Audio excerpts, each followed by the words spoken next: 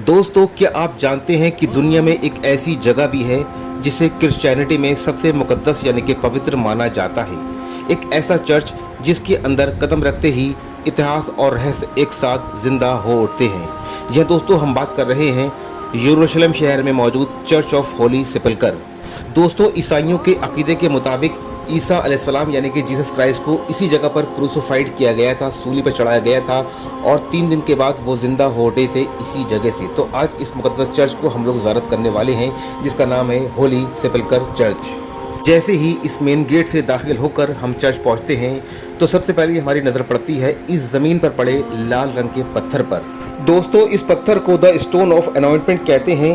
Christianity के अकीदे के मुताबिक जब जीसस क्राइस्ट को सूली पर से उतारा गया था तो आपके जिस्म को इस पत्थर पर रखा गया था और खुशबूदार तेलों से मला गया था।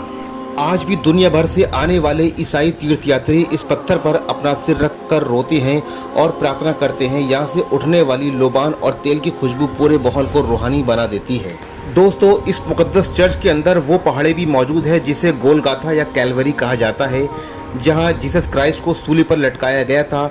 चर्च के ठीक बीचों बीच एक विशाल गुंबद के नीचे एक छोटा सा मकबरा भी बना हुआ है जिसे एडिकुल कहते हैं। दोस्तों, ये वही सेपल्कर चर्च यानी कि पवित्र चर्च है जहाँ ईसा मसीह के मुकद्दस जिस्म को दफनाया गया था और ईसाइयों के अकीदे के मुताबिक तीसरे दिन वो यहीं से जिंदा हो उठे थे, जिसे क्रिश्चियनिटी में ईस्टर के रूप में मनाया जाता है। दोस्तों, कभी कभी इस मुकद्दस चर्च के अंदर इतना रश हो जाता है कि अंदर जाने के लिए लोगों को घंटों तक लाइन में इंतजार करना पड़ता है। दोस्तों, इस चर्च से जुड़ी सबसे हैरान कर देने वाली बात यह है कि इस चर्च को ओपन करने का और बंद करने का काम एक मुस्लिम परिवार करता है। इसकी चाबी एक मुस्लिम परिवार के पास में रहती है और ये मुआहदा, ये एग्रीमेंट अब का नहीं है, बल्कि ये मुआहदा अमीरुल मोमिनीन हज़रत उमर बिन खत्ताब रज़ियल्लाहु ताला अन्हु के ज़माने का है, जो कि आज तक बदस्तूर चला आ रहा है। दोस्तों, उस ज़माने में ईसाइयों में आपस में बहुत सारे मतभेद थे, बहुत सारे इख्तलाफात थे। इस वजह से उस ज़माने के पोप फ्रांसिस ने हज़रत उमर बिन खत्ताब रज़ियल्लाहु ताला अन्हु की सादगी और तकवा देखकर उनसे इम्प्रेस होकर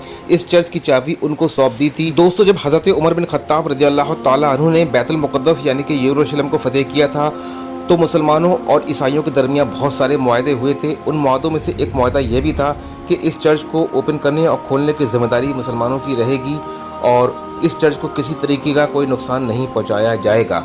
और उमर बिन खत्ताब ने भी पूरा एश्योरेंस दिया था कि ऐसा ही होगा। तो दोस्तों, ये थी छोटी सी कहानी इस चर्च की। अगर आज का वीडियो आपको पसंद आया हो तो उसको लाइक शेयर करें। ऐसे ही तारीखी वीडियो में आपसे दोबारा मुलाकात होगी। जब तक अपना ढेर सारा ख्याल रखें। अल्लाह हाफिज़, फ़ी अमानिल्लाह।